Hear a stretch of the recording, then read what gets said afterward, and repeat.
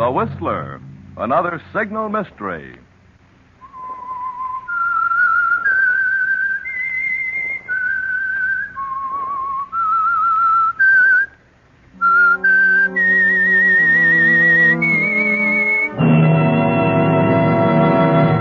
I am the Whistler.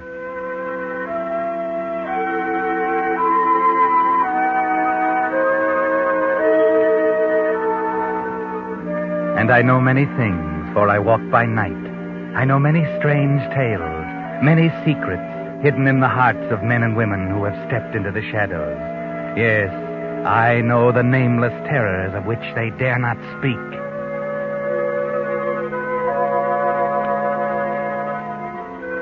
Tonight, the Signal Oil Company, marketers of Signal's famous Go Farther gasoline and motor oil, bring you another in a series of strange tales by The Whistler, the story of the wild moors and strange people of Devon. Listen to Local Storm.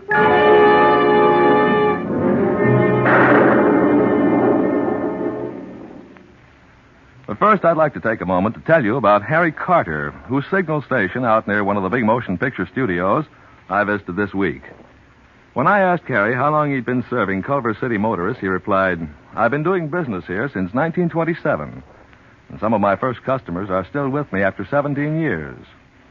One of Harry's proudest jobs is keeping a fleet of 28 studio limousines in first-class condition. And you've never seen cars gleam so brightly or motors hum so sweetly. Naturally, a dealer that gives such service has lots of steady customers. To keep that sort of service going, there's Jerry Corelli, who's been helping Harry 12 years, and Conrad McCoy, who's been with him 6 years. Well, friends, like Harry Carter, all signal dealers are permanently in business for themselves. So you can depend on them for conscientious, thorough service that'll keep you satisfied year after year. Get acquainted this week with a friendly signal dealer near you. You'll find that for sincere interest in helping your car last out the duration, you can't beat your neighborhood signal oil dealer. And now, The Whistler.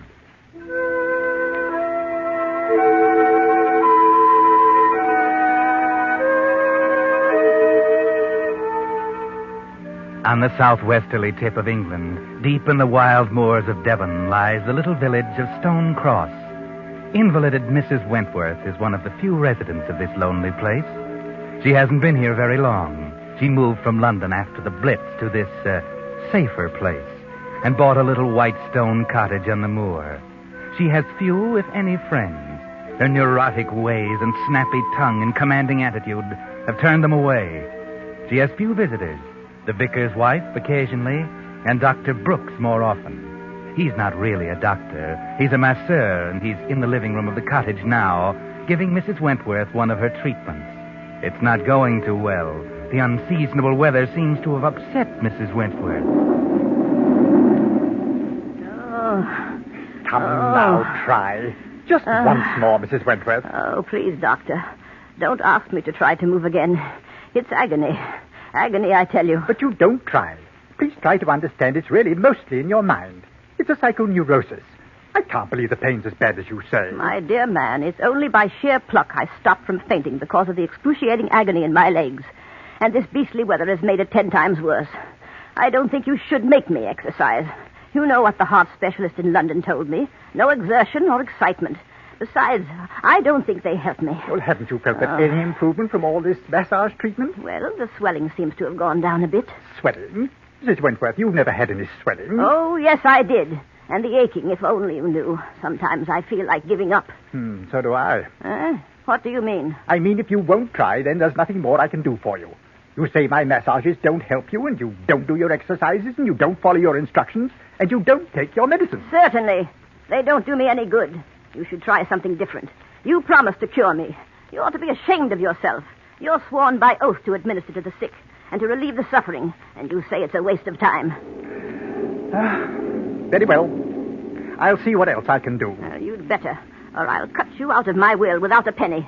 Sometimes I think you're letting me die on purpose, just to see if you can get your hands on the money. But let me tell you this.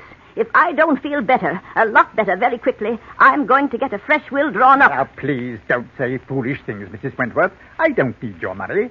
I assure you all I'm doing is my very best to make you well and have you walking again. And what about my wheelchair? You said you'd fix that, too. Hark at it. All the time, squeak, squawk, squeak, squawk, squeak, squawk. It's getting on my nerves. Well, I really don't have time now. I have to be back at the village hall by 6 to assist at the post-mortem. Post-mortem? Who on? Old Mrs. Lynn. She was found dead last night, probably murdered. Good heavens, the vicar's wife. Yes, the vicar's wife. Oh, how awful. I never hear anything out here. I don't think you should leave me stuck out miles from everywhere with a murderer at large in this awful storm. I think it's Oh, Olive will take care of you. I really must go. I'll phone you if I get any worse. Yes, do that. Olive will let you out. I can let myself out, thank you. Good night. Good night.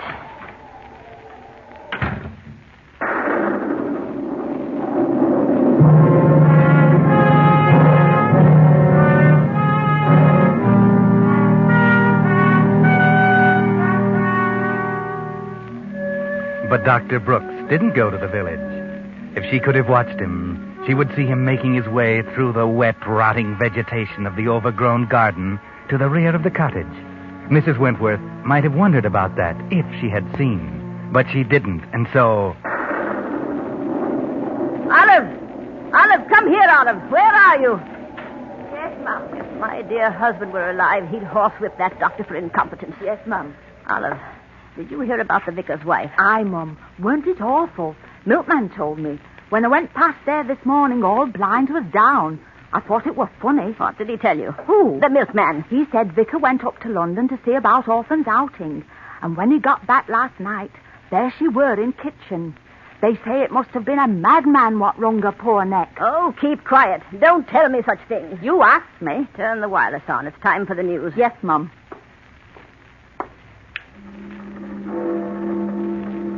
That's right. Leave it there. Anything else, Mum? No, I don't think so. Yes, Mum.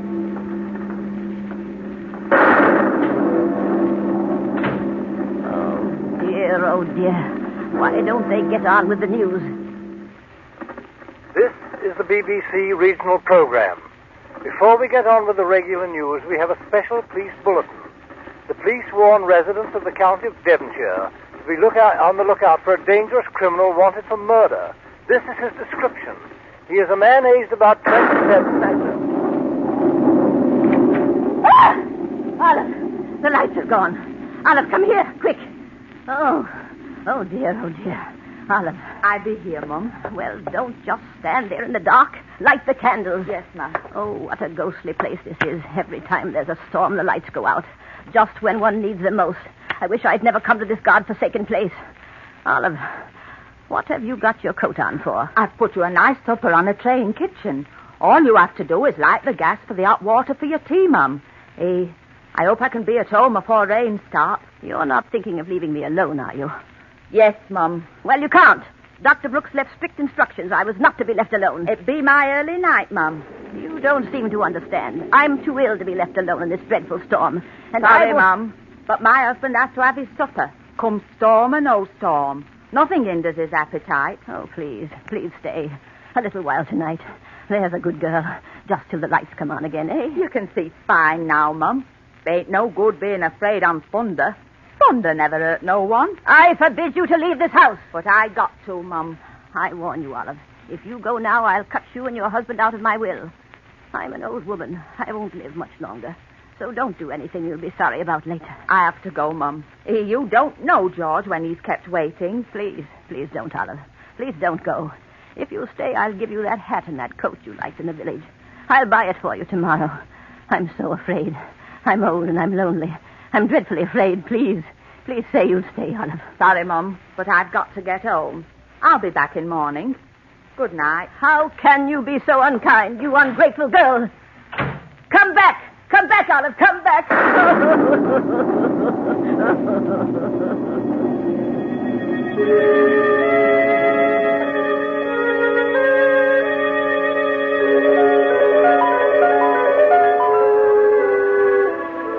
Yes, she's all alone now, her old gray head buried in her hand, sobbing as if her heart would break. She stays that way for perhaps a quarter of an hour in the flickering candlelight, the only sound the thunder and her sobbing, and then...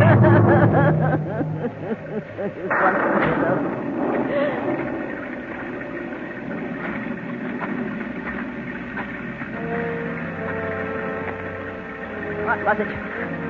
What was that? Oh, it must have been the rain. I don't hear anything now. Couldn't have been that man, that murderer. No, it couldn't. No one would want to harm me, a poor old invalid. No, I won't think of such things. I won't. No, I don't want to see it. A man is peering in the window. He's silhouetted by the lightning. He's moving away toward the door. Who's that? Is that you, Olive? Is anyone there? Oh, what an awful night. I shouldn't be left here alone. I'll have a heart attack. Oh, dear. I won't be left alone. No, the telephone.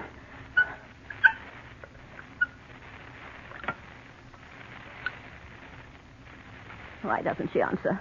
Oh, why doesn't she answer me? What number, please? What number, please? I want Waterfield, 1702. Waterfield, 1702. Yes.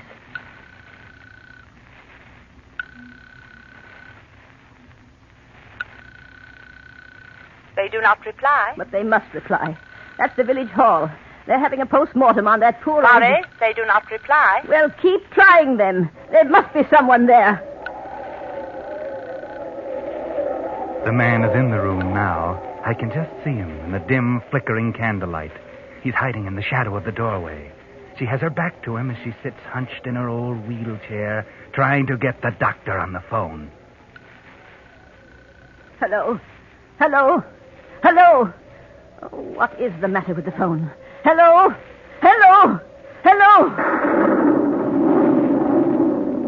The man is right behind her now. He's raised his hands, huge hands, with the fingers outstretched, reaching toward her neck. Hello, exchange. Oh, drat the phone, drat the whole blessed place. What a place. What am I to do? What was that? I could have sworn I heard... Who's there? Oh, there's someone right behind me. Who is it? Who? Ah!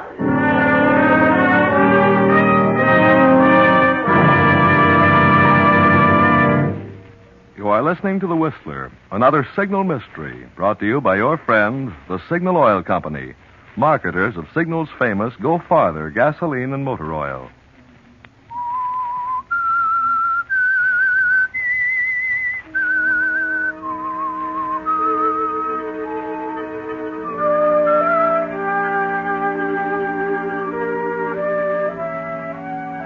As the storm clouds thunder across the countryside, the invalid, Mrs. Wentworth, left alone in her solitary cottage at the edge of the moor, is startled by a hulking figure intruding into her living room.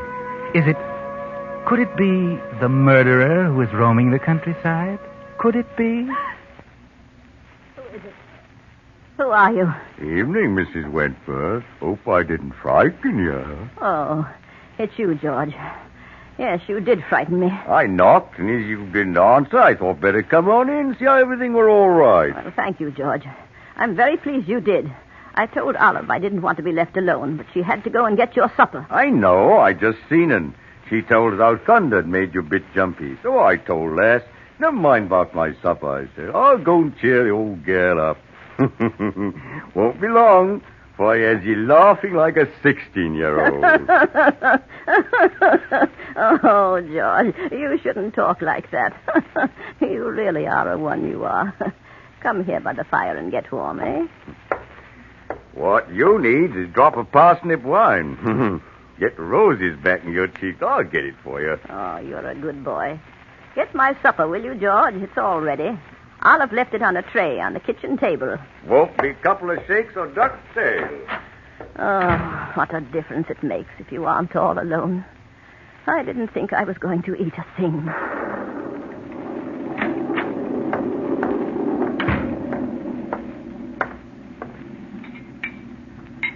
Here you be, Your Royal Majesty. Supper fit setting for a queen. Oh, thank you, George.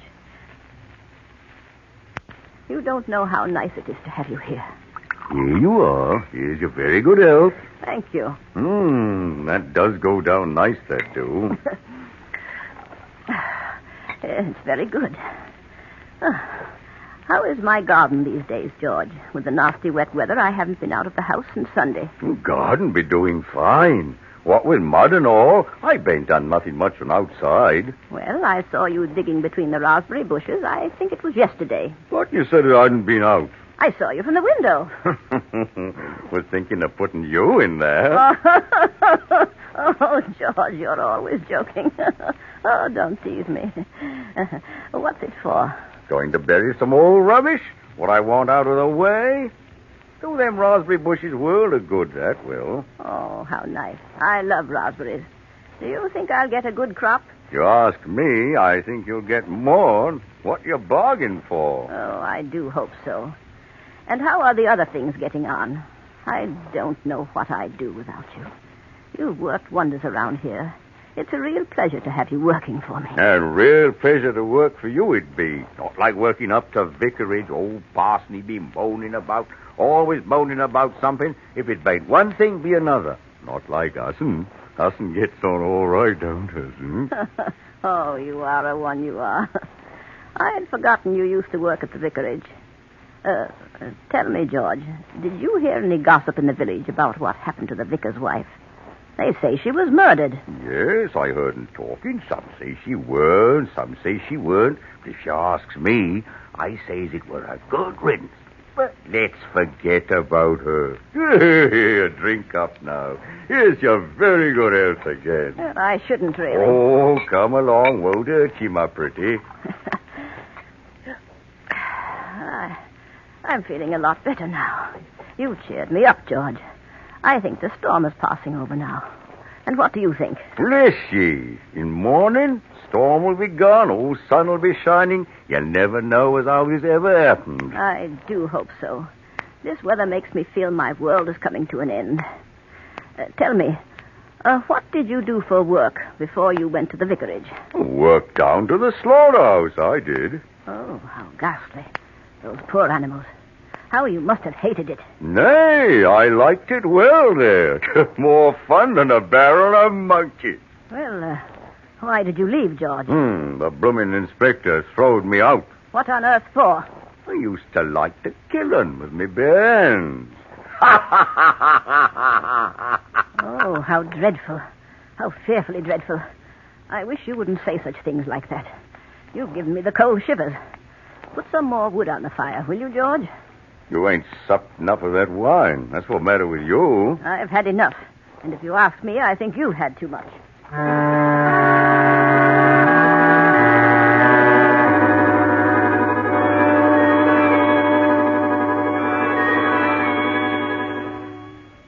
George gets up and puts more wood on the fire. The blaze gives long, weird, fantastic shadows to the scene as he moves behind a chair. He's looking at his great hands now. He's slowly raising them to the level of Mrs. Wentworth's old neck. She doesn't turn, but she's tensed up. She seems to sense her danger. What are you up to, George? Let go of my chair. Stop pulling at wheels. You ain't going nowhere. Let go. Shut up and hollering. Hollering won't help you. You must be mad. The murder. That hole you've been digging. Those poor animals, please. Please listen to me. You can have anything you want. You won't tell her no tales of this away. You can have my money, all of it. I'll give it to you. I'll get it. Don't you worry about that. Now, hold still. I'll get it over quick like. It won't hurt you. Please let me go. Please. Don't. She's struggling, trying to move the chair by pulling at the wheels, but he holds it easily with one hand, while with the other he's reaching for her scraggy, fragile old neck. At the touch of his finger, she struggles up from her chair and runs from him.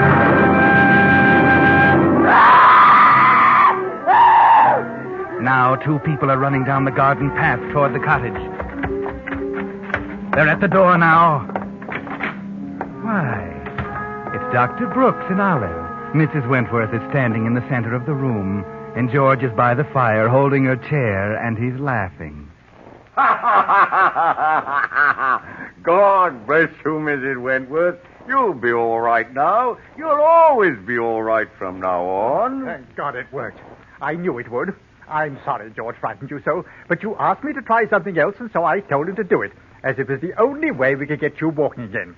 Now, you won't ever need that chair again, so I think you'll agree that it was worth it. Oh, I'm going to faint. Leave her alone, Olive. She won't faint. How dare you trick me like this? I'm desperately ill. You might have given me a heart attack.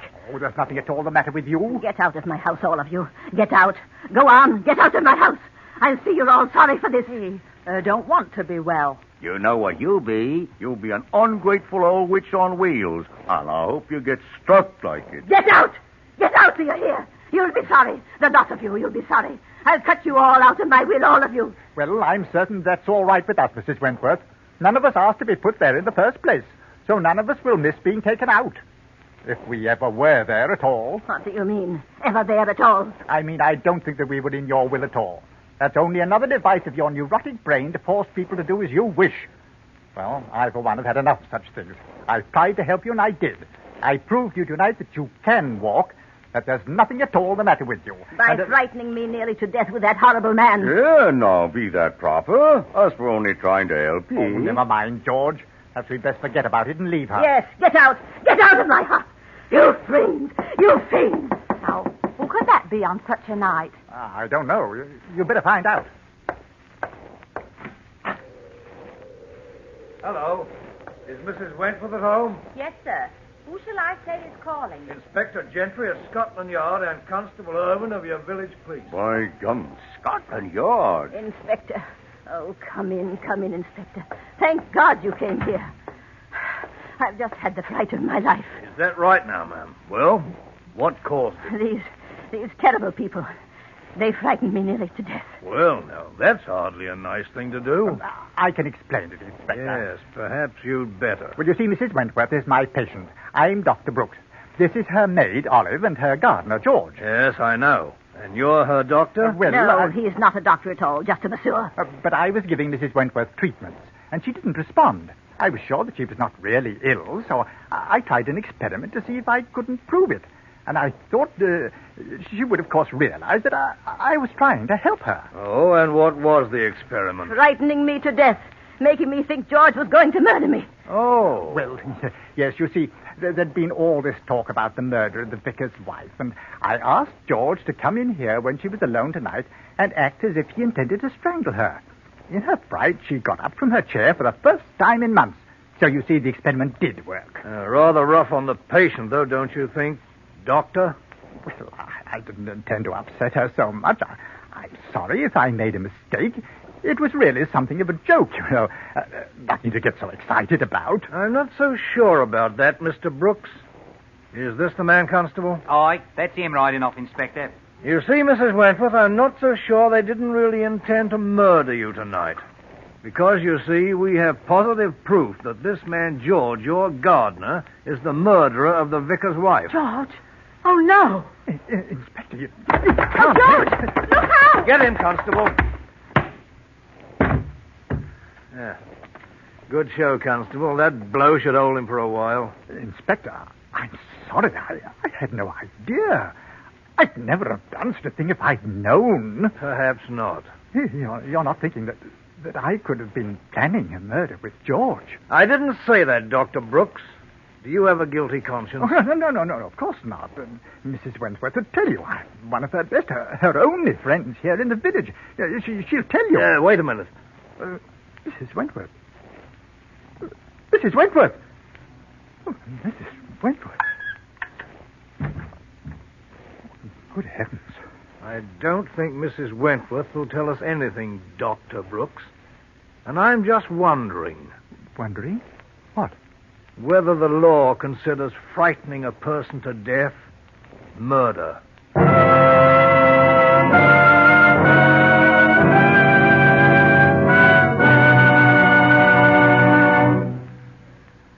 Now, in just a moment, the Whistler will return to give you the ending of tonight's tale. But first, I'd like to call your attention to an automobile headache That's happening more and more often these days. Drivers go out to start their car and find their battery dead. With all cars at least 3 years old, and most of them much older, it's only natural for batteries to be wearing out. But there's another reason for increased battery trouble: ration driving. The little driving we do these days can't put back into the battery the charge used up by long-standing and frequent starts. As a result, most batteries remain in a run-down condition and wear out sooner. Now, here's a tip. So that the cold months ahead don't catch you with a battery that can't take it, see your neighborhood signal dealer now for a complete free battery inspection. Your signal dealer has just received a fresh stock of quality batteries built to Signal's own specifications for longer service. Batteries so fine, they're fully guaranteed up to 2 years. Throughout winter, and for many months to come, you'll be assured of quick starts if you arrange with your Signal dealer now to get a new deluxe quality Signal battery. And now, back to the Whistler.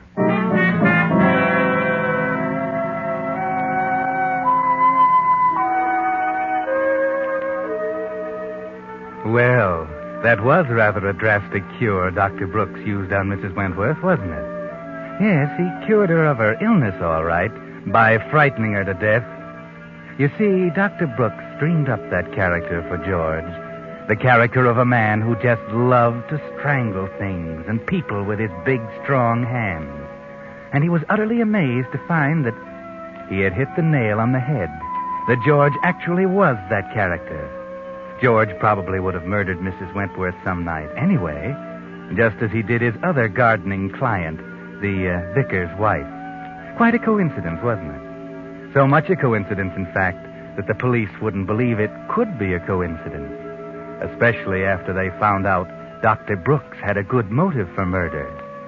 Yes, you see, the good doctor was surprised to find that the old lady had named him in her will. Her death would bring him a tidy fortune. Another coincidence? Well, just one too many, I'm afraid. No jury will ever believe the good doctor's protestations of innocence. No, I'm afraid the good doctor will find himself convicted of a crime he didn't commit. A crime that wasn't a crime at all. The murder of Mrs. Wentworth.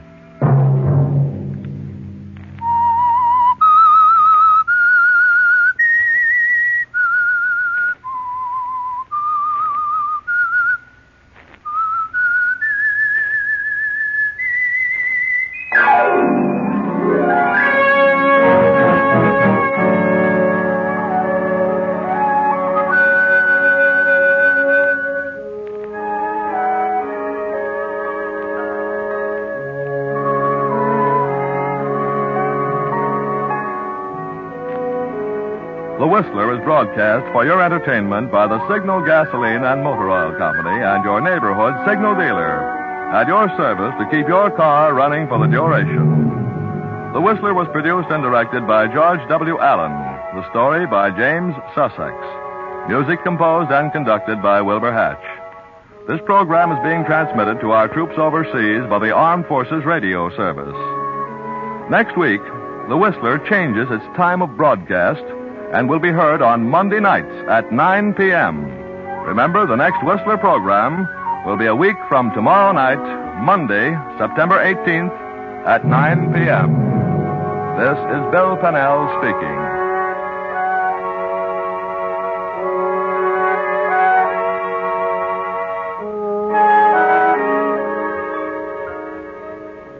This is CBS, the Columbia Broadcasting System.